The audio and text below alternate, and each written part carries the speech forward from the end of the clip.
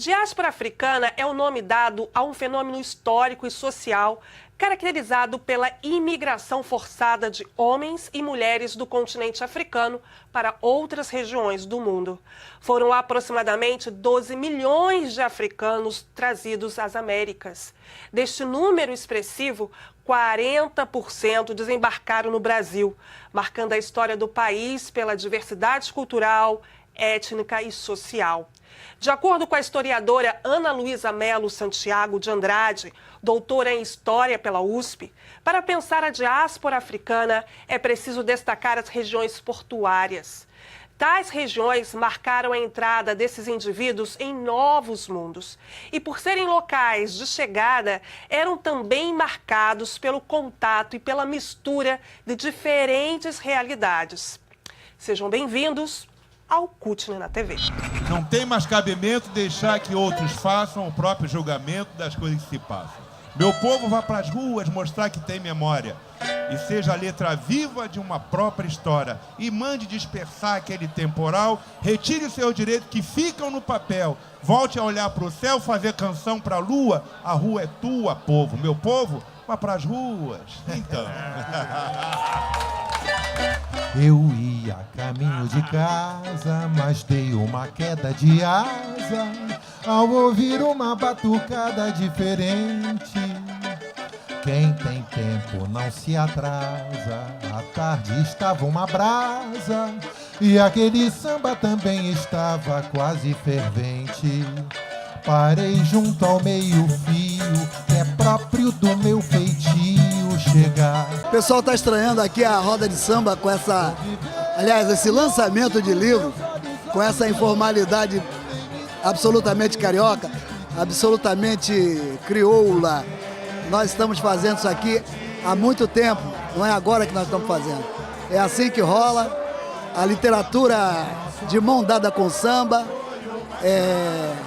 o pensamento junto com a ação cultural sem parar e a alegria sempre predominando, a ironia, o bem-estar, a felicidade, os amigos todos reunidos. Mas enquanto houver samba, a alegria continua, a alegria continua, a alegria continua. Sabe o Rio de Janeiro, onde a gente faz um lançamento de um livro numa tarde dessa, no meio da rua, com uma roda de samba, né?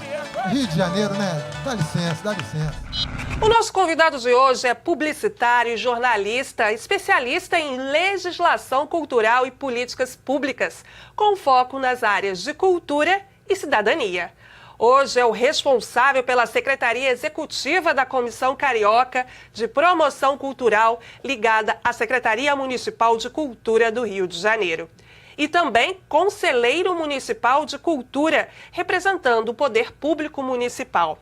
Além disso, também atuou na Câmara Municipal do Rio de Janeiro, no Jornal do Brasil e na Petrobras. Hoje nós vamos conversar com o jornalista e publicitário Edu Nascimento. Edu, prazer enorme te ter aqui, muito obrigada, é um prazer.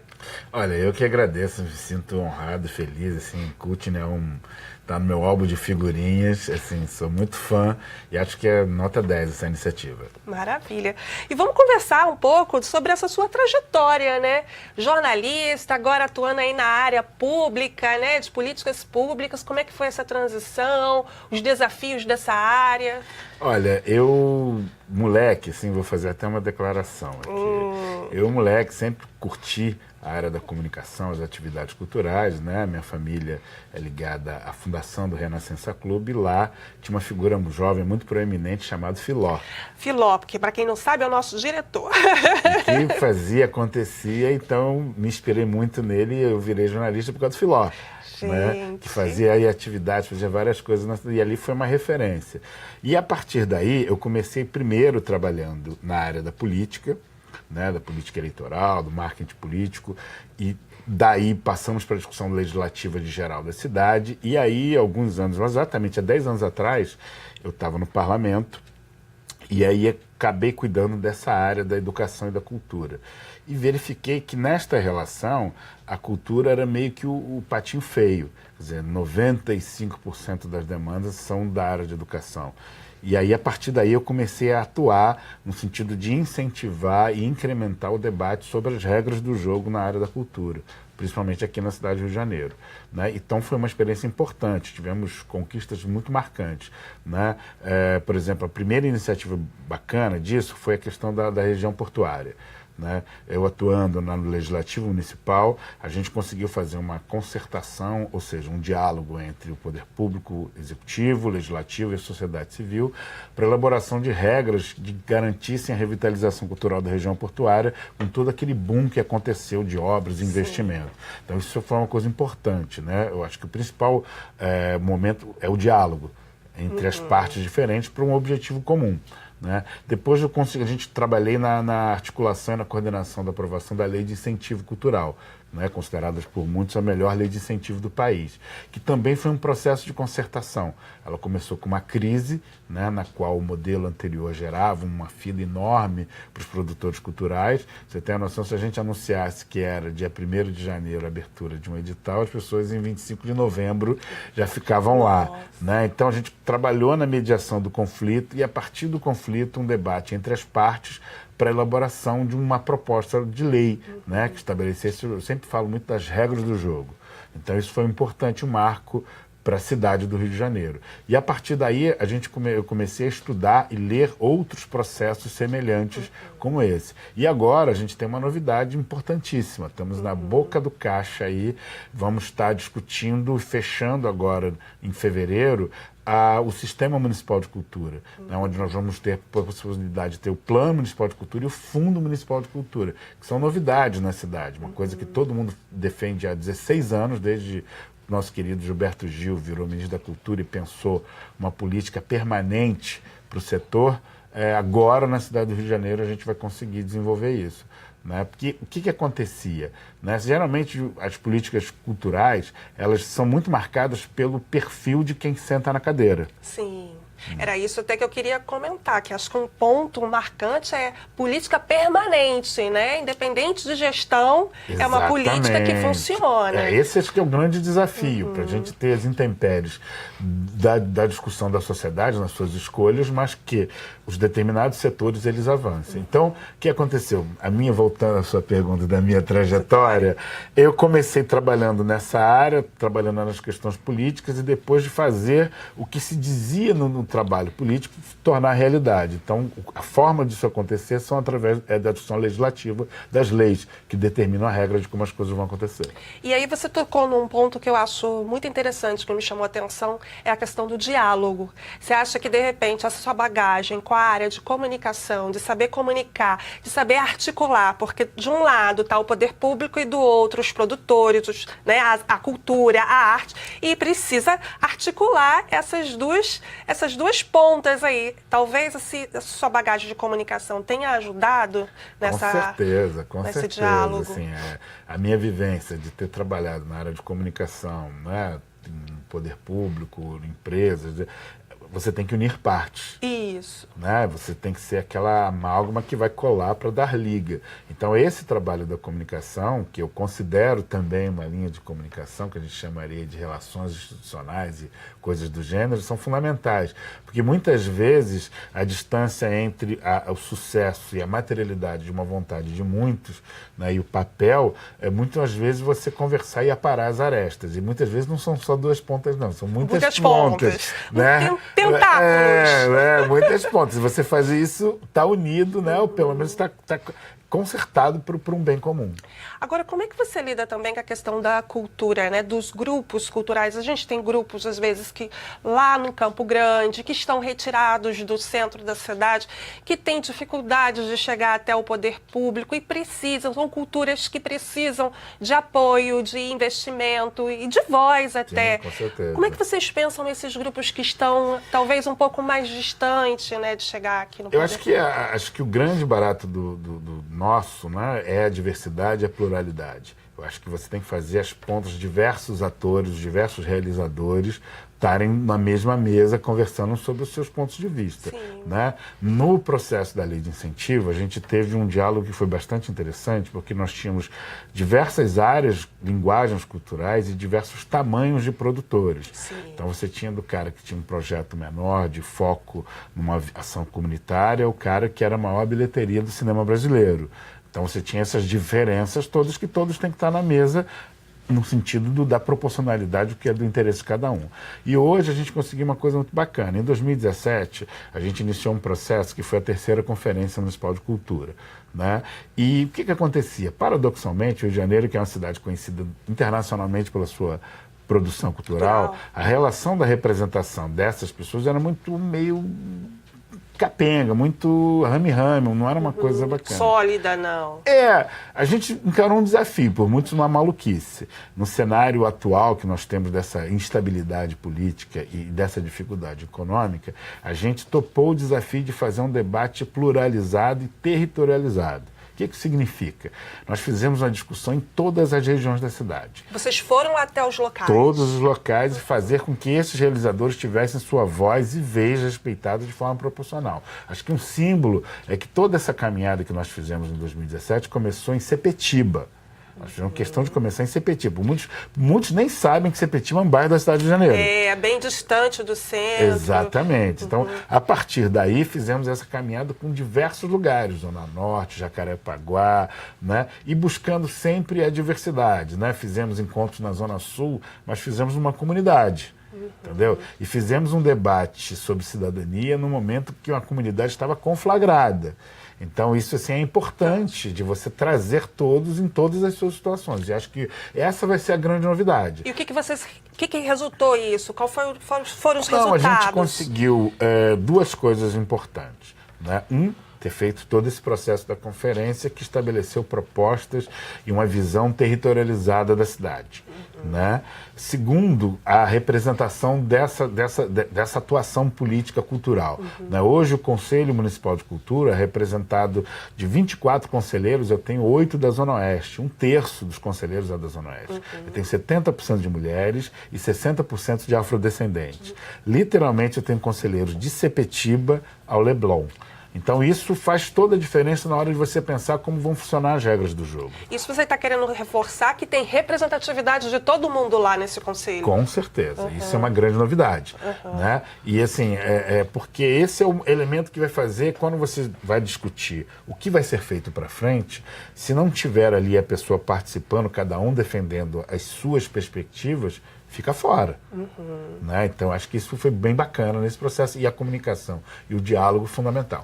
Então, o conceito de tudo isso é construir juntos, é trazer o olhar diversificado, diferente de cada região, de cada local, dos produtores em suas dimensões, né? Pequeno, grande, porte, para construir junto uma política permanente. Com certeza. E Neide, parece que é uma coisa simples, bobagem, não é. Por exemplo, vou dar um exemplo aqui, o que eu sempre faço quando a gente vai discutir algumas questões sobre a questão afrodescendente, por exemplo. Né? Eu fiquei no Legislativo Carioca uns quase 8 para 9 anos, na Comissão de Educação e Cultura. Sabe quantas vezes a Lei 10.639 sobre ensino de História da África foi colocada em pauta? Não faço a mínima ideia. Dá um número. Ai, sei lá, umas 60 vezes, 70 vezes? 1,5 vezes. Nossa. Meia. Quando fizemos um debate sobre ensino religioso, a nossa querida e saudosa intelectual professora Zoida Trindade colocou a discussão dentro do contexto da pluralidade das religiões. E uma vez, sabe quem reivindicou? A Associação Nacional das Escolas Católicas. Ou seja, nós estamos falando do Rio de Janeiro, né? A maior rede de educação da América Latina, 1.600 escolas. Se você não tiver uma política de educação, de cultura, referendada na igualdade racial e políticas afirmativas desse jeito, nós não temos nada. Mas tinha gente representando nesse conselho que Eu cuidava do passado. Do passado. Do passado. Então isso reflete que era sem ter a representatividade. Exatamente. E o ponto está aí. Exatamente. E hoje, qual é a novidade? O atual conselho tem várias comissões. Uma dessas comissões está discutindo Lei 10.639 e políticas afirmativas dentro da cultura. Agora, todas essas representações, elas acabam se tornando manifestações culturais. Sim. E todas elas têm o seu direito e o seu espaço e têm que estar representadas e tem que acontecer na cidade. E um ponto, precisam ser respeitadas. Com certeza. É isso, gente. Eu fico por aqui. Daqui a pouco tem mais Edu Nascimento. Até já.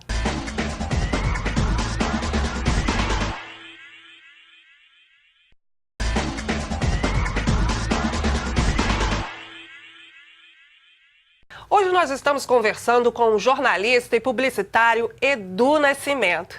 Edu, a gente falou aí logo no início, né, da sua trajetória, né, a caminhada aí para o lado das políticas públicas. Agora vamos trazer um pouco essas referências, né? Relembra pra gente, traz um pouco de como começou essa luta, né, pela nossa cultura, as nossas raízes, até mesmo a questão da cultura africana representada na questão política. Eu acho que não tem como falar isso sem falar de Abdias, né? Acho que é uma referência, né, de estar lá na criação, na formulação do Teatro Experimental do Negro e depois ocupando uma carreira como senador da República, né?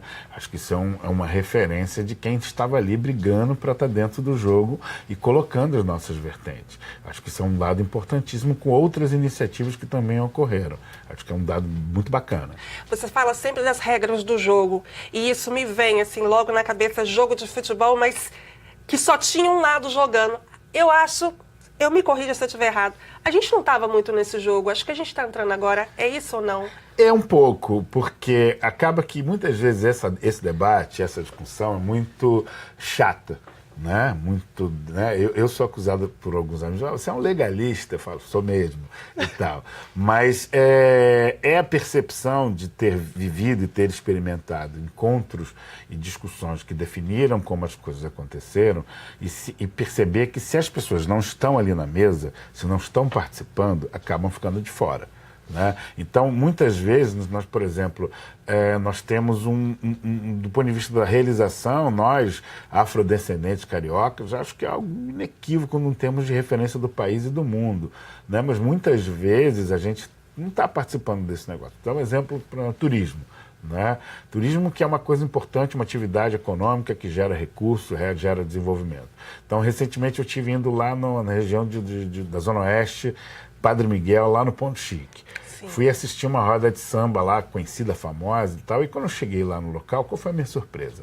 Esta roda de samba badalada e tal não era a roda de samba, ela uma entre 4 e 5 rodas de samba, mais atividades que tinha. Era um domingo, 9, 10 horas da noite, lá, rua cheia, tinha charme, tinha música, tinha gastronomia de rua, tudo fervendo. E por que não isso daí não ser um grande roteiro turístico onde seja um jogo de ganha-ganha? Né? Quer dizer, por que não fazer dessa atividade, quanto outras atividades, um jogo de ganha-ganha do ponto de vista econômico? Né? Quer dizer, aquela atividade ali Sim. poderia ser uma atividade que gerar não só aquele conjunto de pessoas que já está habituado a frequentar aquele local, como um roteiro turístico da cidade. Então, por exemplo, algumas pessoas tiveram uma reunião com representantes da indústria do turismo e eles colocaram o seguinte, né? Eles estão com dificuldade da ocupação dos quartos frente ao número que foi criado para a Olimpíada e dizendo o seguinte, pô, o modelo de ocupação do Rio de Janeiro, tracinho, Réveillon, Carnaval, Praia Zona Sul, não dá mais conta, tem que gerar mais coisa. E por que não? Exatamente. Zona Norte está aí, Zona Oeste está aí, outras áreas da cidade. O Kanye West, o Will Smith, quando vieram para cá, para o Brasil, foram para o Meia, foram para Madureira. Madureira. Foram para Lins. Então, assim, são roteiros onde você tem a cultura negra ali fervescente, crescente. Então, são opções que podem ser criadas. Né? E muitas vezes você tem as atividades ali da ponta que ficam acontecendo e na bravura e na disposição dos nossos realizadores culturais, mas eventualmente não estão ali. A gente perde em termos de potencializar essas iniciativas para que seja algo de uma política de desenvolvimento, de inclusão, algo que cresça. Né? Porque ela fica ali na ponta, mas ela não desenvolve, né? Exatamente, ela fica desarticulada. Né? Ela acontece... E aí entra o poder público, as políticas públicas. E acho que a sociedade tem que provocar o poder público para que faça dessas iniciativas que a gente está olhando um circuito, né? Que façam coisas delas dela, que ela possa gerar benefício a todos. Isso é um exemplo, mas temos outros aí que podemos fazer aí e colocar. Na gastronomia também, outra atividade, né, bacana. Vivemos um mundo da economia de serviços e nossa representação tem uma série de iniciativas que podem acontecer. E aí, em relação à iniciativa, eu vou resgatar lá no inicinho da nossa conversa, você citou Abdias Nascimento. Existe aqui, né, a iniciativa do Abdias, que foi do Teatro Experimental do Negro, e a gente vai ver, né, um pouquinho agora, acompanhar aqui. Um ano em Buenos Aires, trabalhando com o Teatro Del Pueblo, ele se preparou para isso. Mas quando voltou ao Brasil, ele foi preso, condenado à revelia por ter resistido ao racismo anos antes. Na penitenciária de Carandiru, ele criou o Teatro do Sentenciado. Os presos criavam as peças, fazendo eles mesmos as músicas, os cenários e figurinos. Eu tirei da prisão essa gente toda que estava tempos naquelas solitárias. Tudo para fazer teatro. Então, eu botava aquela gente toda que era aqueles criminosos perigosos. Estava lá cantando cançonetas. Estava lá. Nós tivemos 3 peças.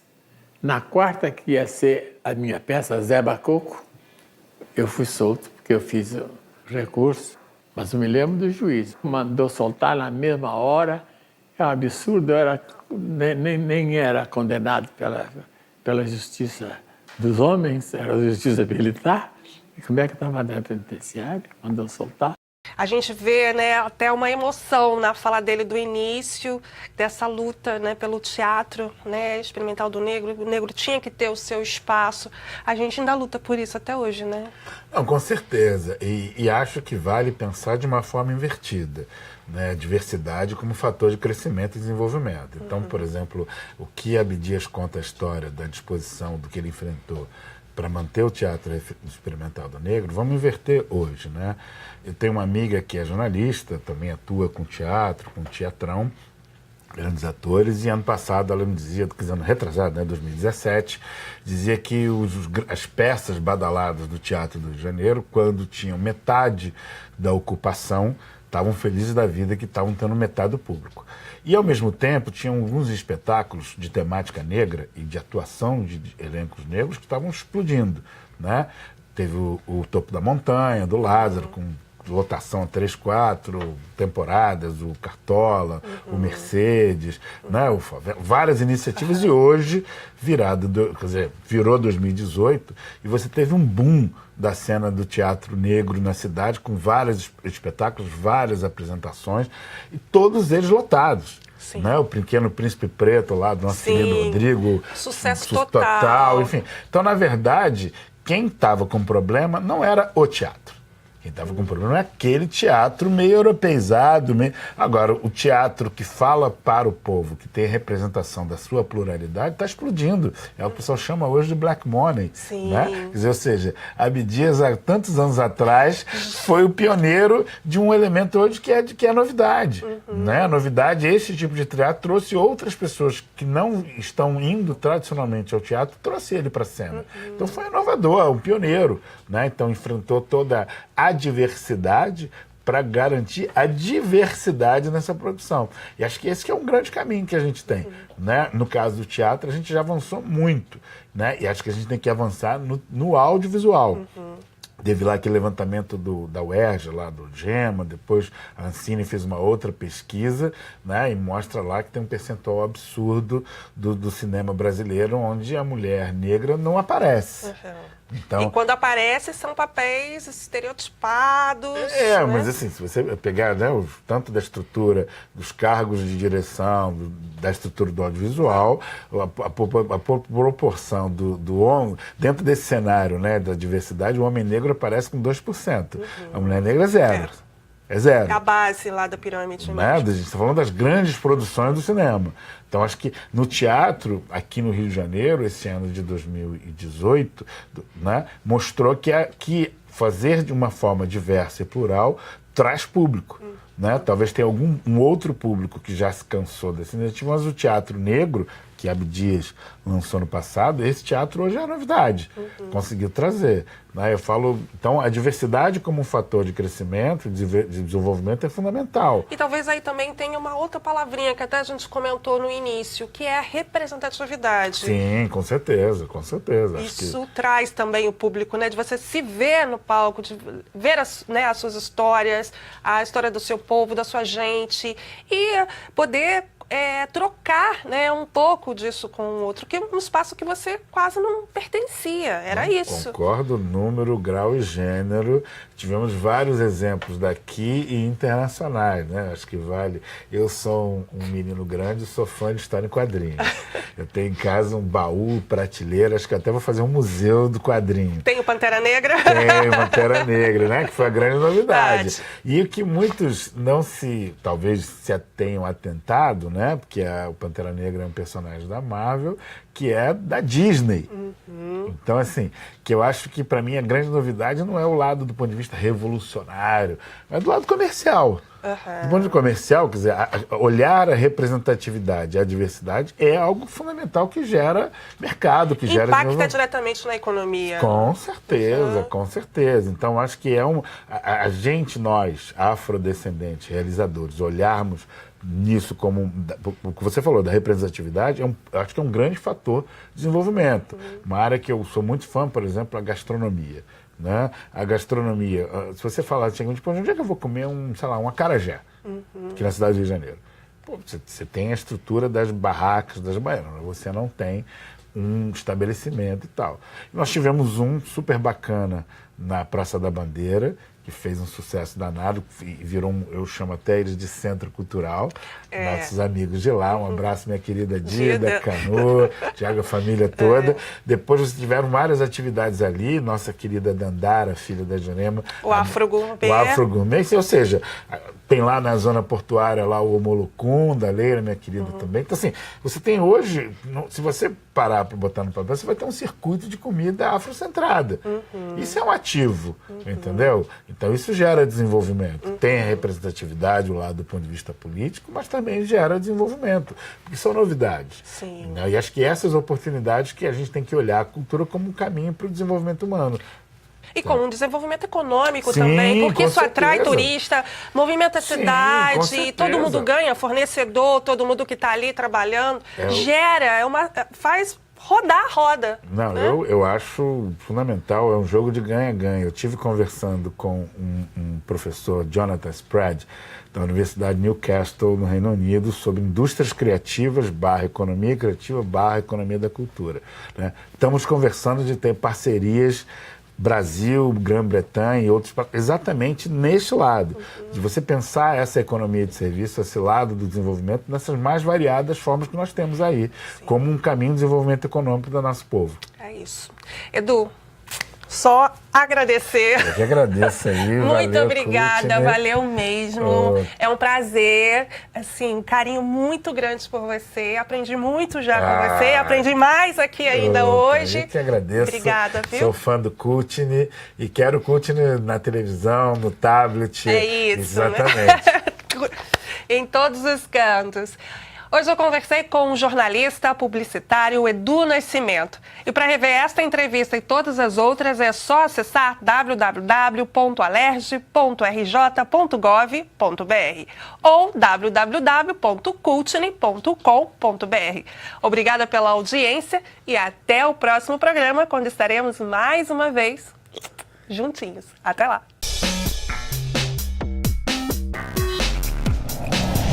Courtney é a oportunidade de ensinar tudo aquilo que eu aprendi.